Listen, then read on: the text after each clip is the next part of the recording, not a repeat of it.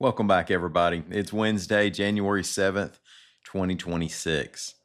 Born on this date in 1891, author Zora Neale Hurston, born in Nottasulga. And in 1916, blues singer Bobo Jenkins of Forkland. Now, Jenkins wrote his big song, Democrat Blues, because he was worried about the Eisenhower administration taking over. Jenkins reportedly married 10 times, so I'm not sure when he had time to ponder modern Republicans and new look foreign policy. Prolific love lives and fear of New Deal moderation aside, Jenkins couldn't have lived a more geographically and historically bluesman life. From a sharecropping family in the Alabama Black Belt to a teenager supporting wife number one in the Mississippi Delta to a hitch in the Army to decades working on a Chrysler assembly line, I'll bet that during his songwriting sessions with John Lee Hooker, his stories held their own. Also, since today is January 7th, that means yesterday was Epiphany, an old Christian feast day that comes 12 days after Christmas. What it means is that the Magi have arrived and acknowledged the deity of Christ and that you and I need to take down our Christmas lights. Although, for those who are proud of those Christmas lights, maybe you don't have a porch light without it, or maybe you think they add to the property value in your neighborhood, I have figured out a loophole. That is, just say that they're up early for Christmas 26. I wonder, has Magic 96.5 ever started their holiday playlist in January? Let's talk about worries over space program funding from an advocacy group. Don't worry about the moon just yet, though. We know a little more about Ella Cook's murderer, then hopefully we're through talking about that guy. And Senator Tuberville made claims about January 6th that aren't brand new and largely reflect what President Trump and pro-Trump activists have been alleging. But since he's running for governor, I know y'all are honestly evaluating everything he says, so we'll tell you some of what he said and give it the context of some established reporting regarding that day. I'm Ike Morgan, and we're down in Alabama.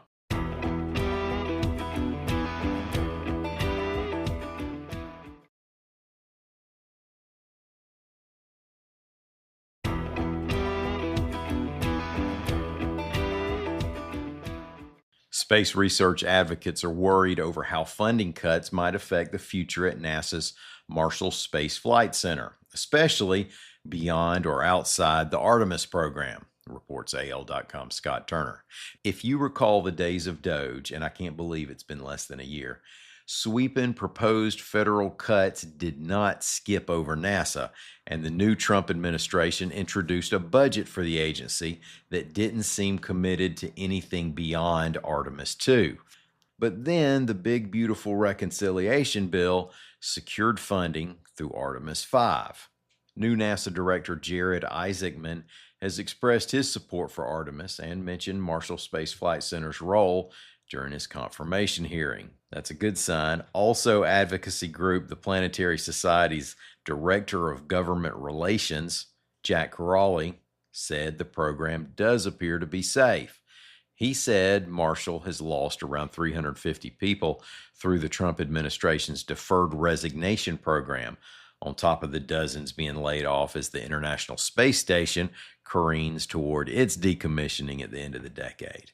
Now, from the future of exploration, that could mean a big loss of expertise among folks who do things like watch out for asteroids, monitor satellites, and plan missions to destinations throughout the solar system.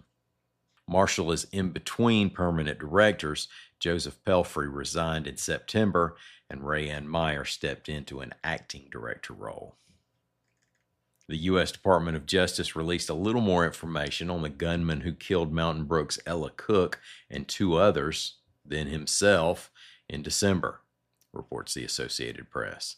We knew Claudio Neves Valente was a 48-year-old Portuguese national who was eventually found dead in a New Hampshire storage facility. He had murdered 2 students, including Cook, and injured 9 more in a shooting at Brown University in Rhode Island, 2 days later, he shot and killed an MIT professor in the professor's home near Boston.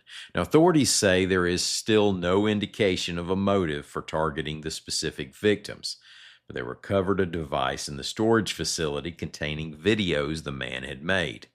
He claimed he had nothing to apologize for and that he was leaving on his own terms so he wouldn't be the one suffering the most.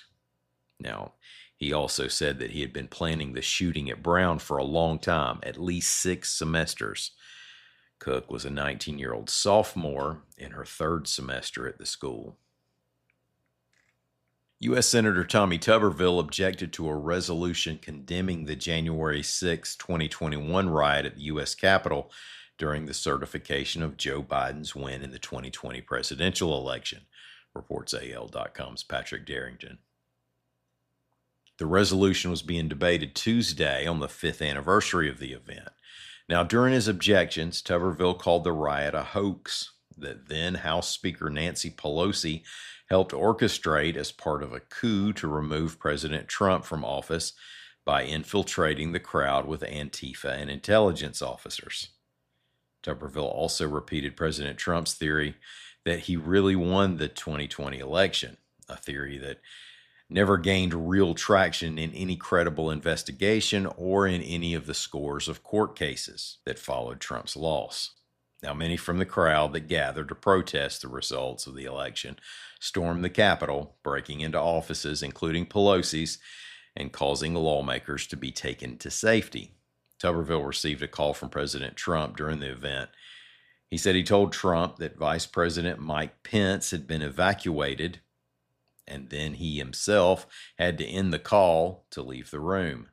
Around that time, Trump was criticizing Pence on social media, calling on him to refuse to certify the votes.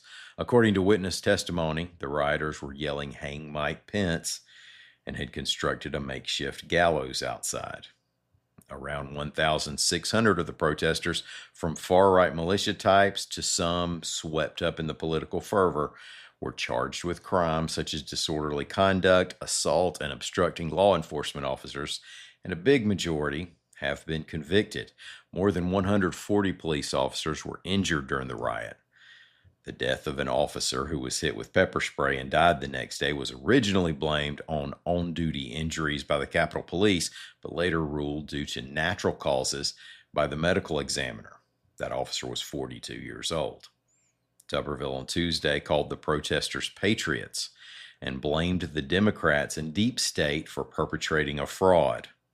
Not long after the events of January 6, 2021, Tuberville told media in Mobile that, quote, "Whoever went in there should be arrested and pay the price for breaking windows. We had a couple of people hurt, assaulted, and a couple who died. We need to look into it from that point of view, I guess," end quote. Trump pardoned all those charged in connection to January 6th on the first day of his current term. Thank y'all so much for sticking with us today. We're going to be back here again tomorrow. As always, y'all come by and see what we're doing anytime you want to on the internet at al.com.